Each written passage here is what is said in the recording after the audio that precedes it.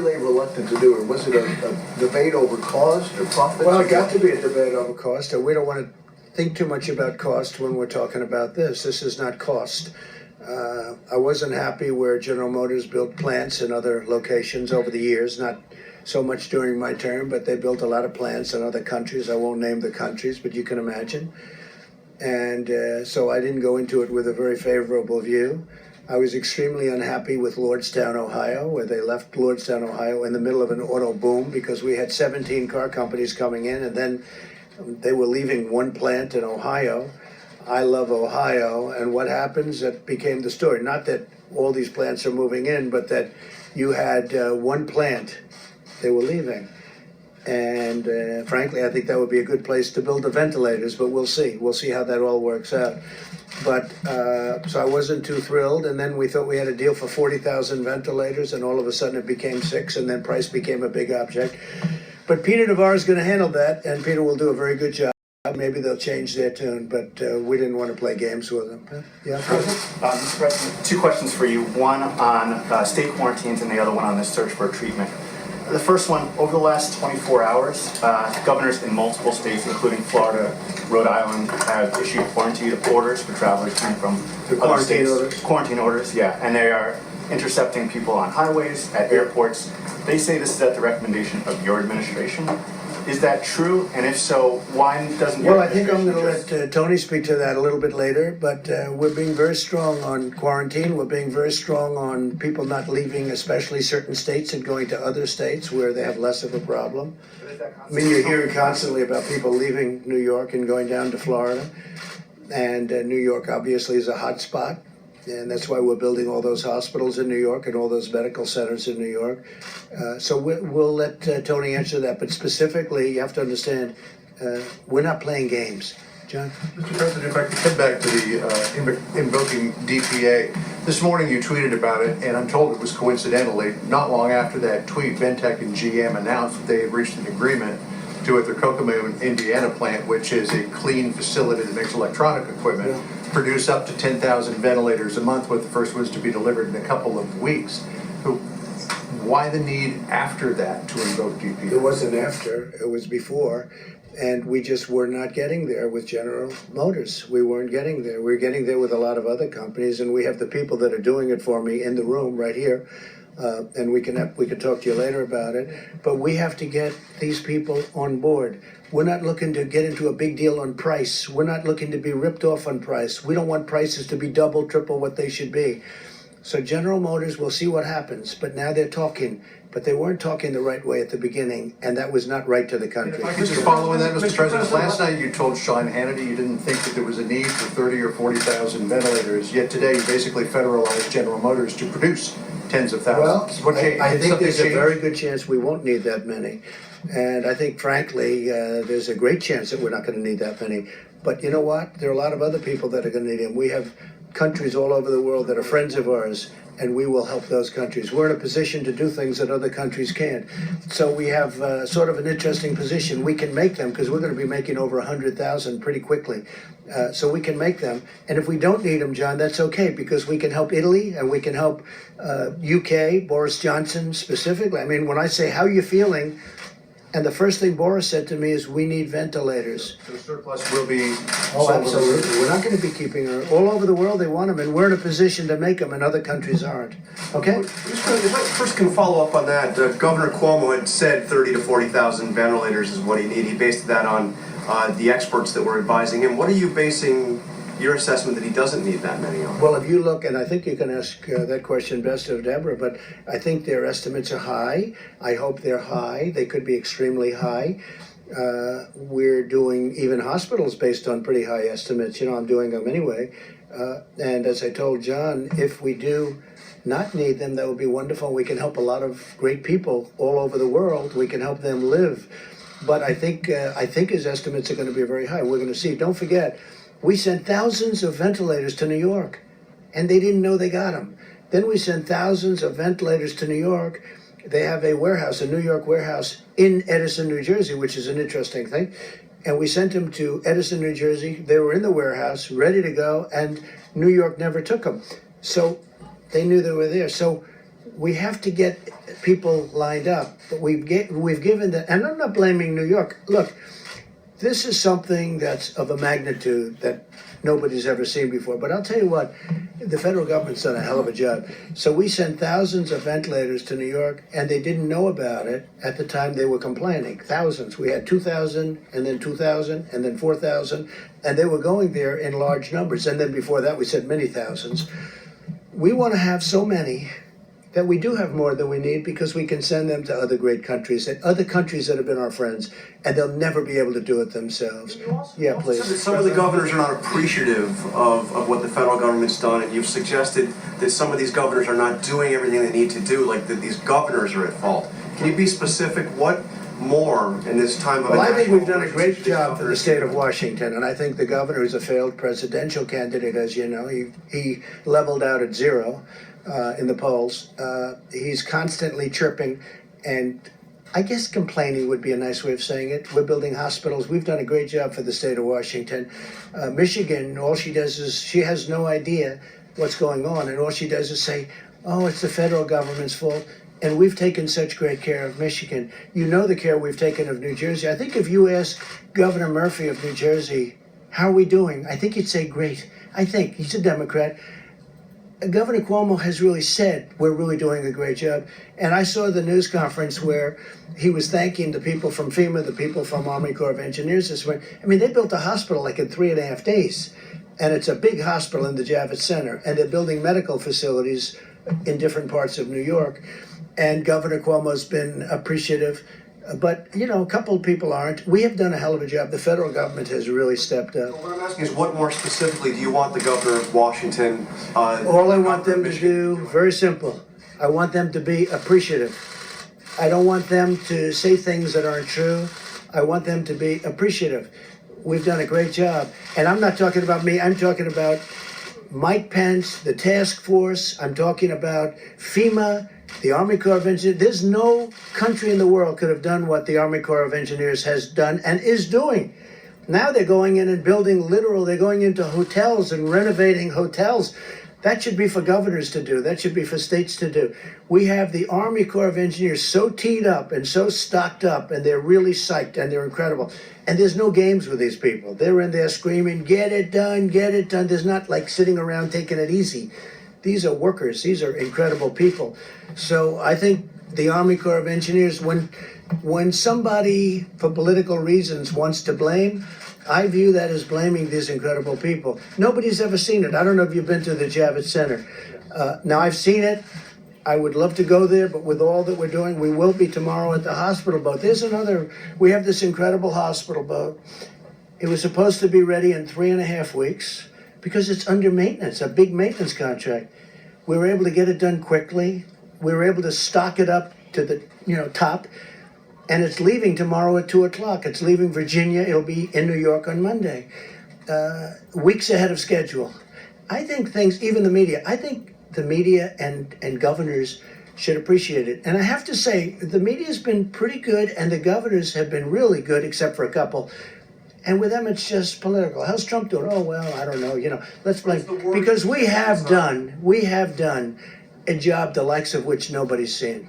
So it's the words they're saying that you're concerned about. I think they should be appreciative, because you know what? When they're not appreciative to me, they're not appreciative to the Army Corps, they're not appreciative to FEMA. It's not right. These people are incredible. They're working 24 hours a day. Mike Pence, I don't think he sleeps anymore. These are people that should be appreciated. He calls all the governors. I tell him, I'm a different type of person. I say, Mike, don't call the governor of Washington. You're wasting your time with him. Don't call the woman in Michigan. Well, it doesn't make any difference what happens. The governor of Washington? No, you know what I say? If they don't treat you right, I don't call. He's a different type of person. He'll call quietly anyway, okay? But he's done a great job. He should be appreciated for the job he's done. Yes, ma'am. Given that older Americans are advised to stay at home and avoid travel, is it absolutely necessary for you to go to Norfolk, Virginia tomorrow to wave goodbye to the ship? No, but I have spirit for the country. We have sailors, we have doctors on that ship, we have everything. I'm not going to be jumping around in a huddle. But, yeah, I think it's a great sign. The President of the United States, they got a ship out of maintenance completed all the work in a fraction of the time. You know, supposed to be there for 3.5 additional weeks, so they got it done, and it's in great shape, and they're sending it up. So the answer, it's a good question, it's a fair question. I just feel that as the leader of our country, when they can do work like they've done, and they've been working all day, all night, medical supplies, everything, loading up that ship, I don't think it's the worst thing in the world. It's right down the road practically, right, Virginia. And I think it's great if I go to Virginia. I guess I could take helicopter or plane. It's like a tiny trip. And I think it's a good thing when I go over there and I say thank you. It doesn't mean I'm going to be hugging people, and it doesn't mean that I'm going to be shaking people's hands and everything. But I think it sends a signal when the president is able to go there and say thank you. So, you know, we'll be careful. Peter? Mr. President, on the stockpile of supplies for a pandemic, yesterday from the podium you blamed your predecessor, saying that when you arrived as president, you said, quote, "We took over an empty shelf." You've been president now for more than 3 years. Why didn't you and your administration fill that shelf? Yeah, I did. We did fill it twice. We filled it twice, and we've been distributing that for literally a year. So why We've been filling I guess out. Americans are asking. Nice question, Peter. Thank you very much.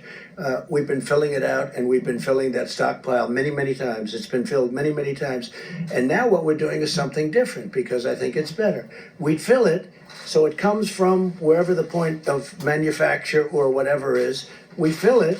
And then we go, now it's full, now we take it and we distribute it around. Now what we're doing is we have an emergency. We're saying, go direct, go direct, go direct. We fill it only where necessary, but now we're trying to go direct. So they drop it off in New York, or they drop it off in Michigan, they drop it off in Virginia, wherever it may be, Florida. Well, Florida's getting a lot of things. And we're finding it's a much better system. But we filled and we've stockpiled many, many times. Yeah, we ended up with an empty shelf. Yes, please.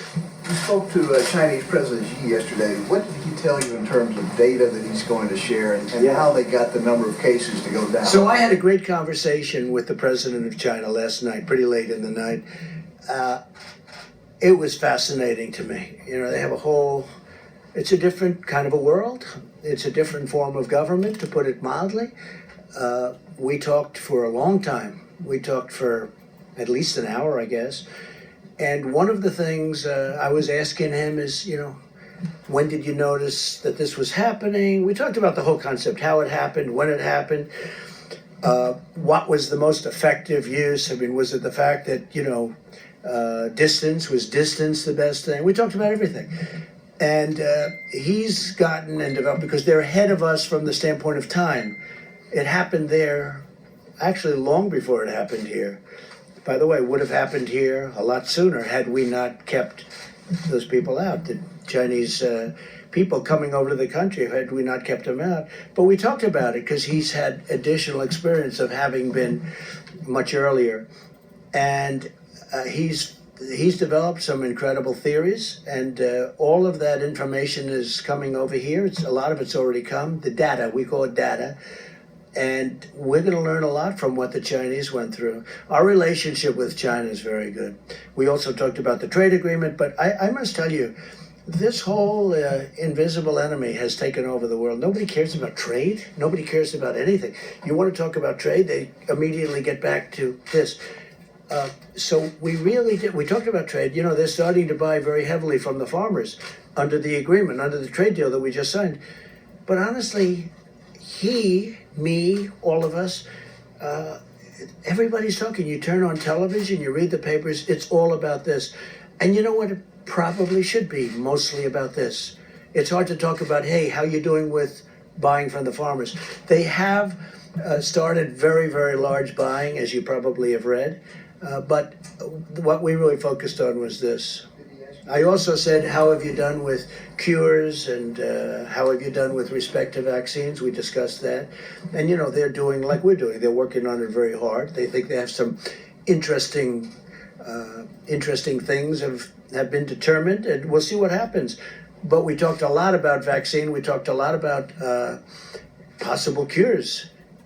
How good would that be? I mean, that's game changer. So we'll see. And by the way, we have various things happening right now having to do with cures and vaccines, and I think we're doing very well, especially in the vaccine thing. I think we're very close, but as Tony will tell you, that's a long testing process. So we'll see what happens. You to suspend tariffs.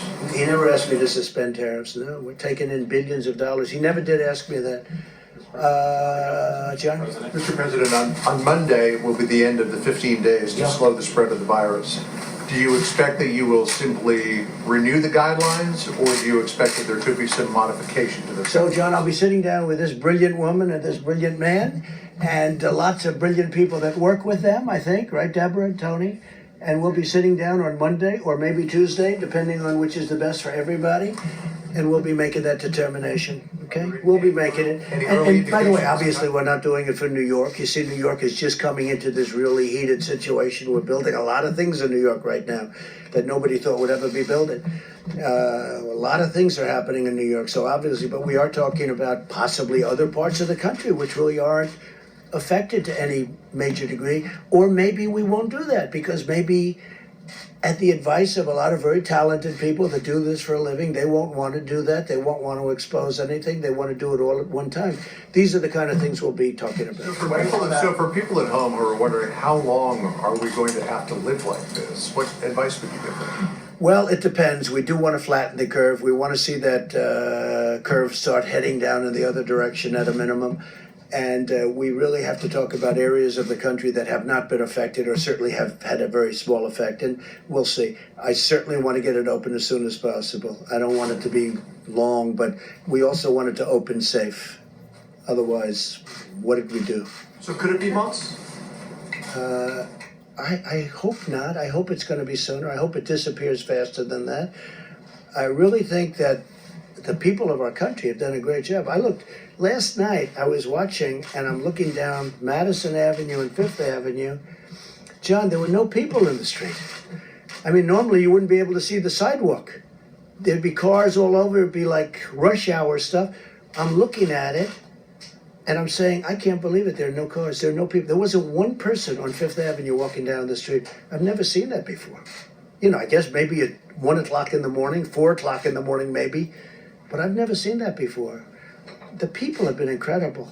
They've really been, when you talk about distancing, social distancing, I mean, you know, we don't have a law. We're not going to put them in jail, and yet they're really, I think there's two things. Number one, they are afraid, and number two, they really are wanting to win this thing. Yes, please. I wanted to ask you about United Airlines said today that they're worried that there's not enough money for them in the $2.2 trillion bill that you just signed, and that at the end of the sort of aid period, which would be the end of September, where the restrictions on layoffs come off, that they could be seeing significant layoffs. Sure. And so I was wondering what your reaction to that was, and what the administration might do to prevent. So yeah, sure, it's a good question. We have brilliant people. We have a tremendous amount of money, and we have brilliant people that I'm taking from Wall Street, with Secretary Mnuchin, who's done an incredible job, a brilliant guy. I'm taking from Wall Street, people that I've known, that you all know, the top people in the world. They don't want money, they don't want, I mean, will they get something? I guess maybe they'll get, who knows, peanuts, what they want compared to what they would normally get. I'm taking the smartest, the most brilliant people in the world in finance, and they're going to be dealing. I'm not going to hire somebody that's never done it, that's a political person or anything else. We're getting the most brilliant financial minds in the world. I know all of them. You know all of them. I mean, you read about all of them. I guess some you don't read about, and they're probably the smartest of them all. But the fact is, we're taking these brilliant people, and they'll be dealing with United, and they want to help. Look, the airline business, I'll tell you right now, the airline business has always been a tough business. It's always been a very tough business, tough to make money with. It's got every barrier you can have, that business has. But for our country, it's very important. We have to take care of our country. We need the airlines to stay. It's also big for jobs. So we will be able to handle United, and we'll be able to handle Delta, and we'll be able to handle all of it. We have plenty of money. Now, will we end up owning large chunks, depending on what these great geniuses decide, along with the executives of the different companies? You know, it's possible. And they'll make a better deal on the loan, but the taxpayer will then end up owning a big chunk of companies. As an example, Boeing. Boeing, until a year ago, was the greatest company, I think, in the world by far. To me, there wasn't anything close. I believe it was 1% of GDP, okay? Think of it. One company, 1% of GDP. It was flawless. Then it had the problems, and then it had on top of it this whole thing with the virus. So Boeing will probably need a hand, and we're going to bring Boeing back to health. But we have the smartest people in the world. We have the smartest, I don't even know if you know that. I think this could be the first time you've heard it. People like Larry Fink we're talking to, and that's BlackRock, and we have, the smartest people. And they all want to do it. They all, this to them, they love this country. They all want to do it. So we're speaking to people like that, and they'll be able to work it out. I guess my question is, there's probably a tension between bringing companies back to economic health and protecting people's jobs. And I'm wondering if you're going to intervene and ask Treasury Secretary. No, I think they're the Mnuchin same thing. Bringing people back to health and protecting people's jobs. To me, and I'm okay at this stuff, that's the same thing. I'm in a much different position as president than if I were an investor or something. But I want to bring them back to health because I want to preserve their jobs. But I also want to preserve airlines because that's preserving lots of other jobs. That's preserving the travel and leisure industry, which is perhaps the largest industry in our country if you add it all up. You add up all the hotels and all the traveling and all the planes and everything else, probably by far the largest industry in our country. So saving the airlines is very important. And the airlines were all doing well. The airlines were doing record business a month before this today, let's say.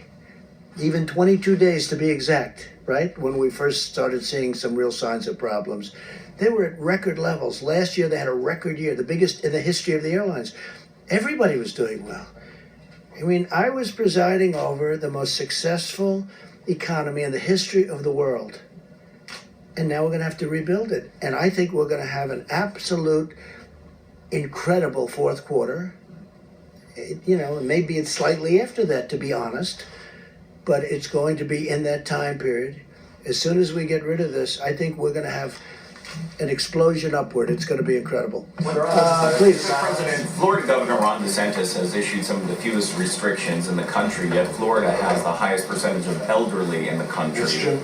Do you believe Governor DeSantis is handling this well? I do, because he's a very talented guy. He's a very good governor. Everyone loves him. He's doing a fantastic job for Florida. He was not happy with the people coming down from New York. They're flying down from New York, and he had a state and has a state with, obviously a lot less problems. Florida's been doing really well in the sense of testing. The testing has shown much better results, and they'll talk to you about that later. But no, he was very unhappy with the people coming down from New York, and I understand that. No, Ron's a very tough guy. He's a great governor, and I have tremendous confidence in him. And, he had the beach situation. He resolved that. He will get it all resolved. Yeah, please. I have two questions, Mr. President. First, yesterday in your letter to the governors, you said that you want to categorize certain counties of high risk, medium risk, and low risk. Practically speaking, how are you going to enforce that? How can you stop people from You have to go risk, louder. for example? You have to speak louder.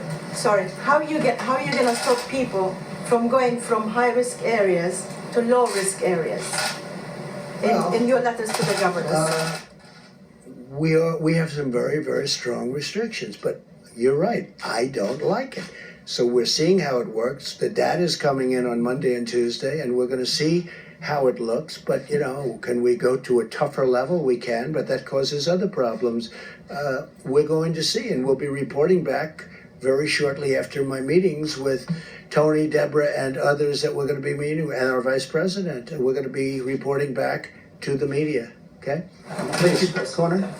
Thank you. Hi, Mr. President. Owen Jensen with EWTN News. Yes. Millions of school kids across the country are home, including my own, bored, restless, learning a little bit online, but it's better in the classroom. You know that. Yeah. And my kids, they want to crawl on the walls and climb on the walls, and my wife is about to lose it. Right. So many of them are watching right now. What would you say to those kids right now? Elementary school, middle school, high school. What would you tell them right now who are watching from home?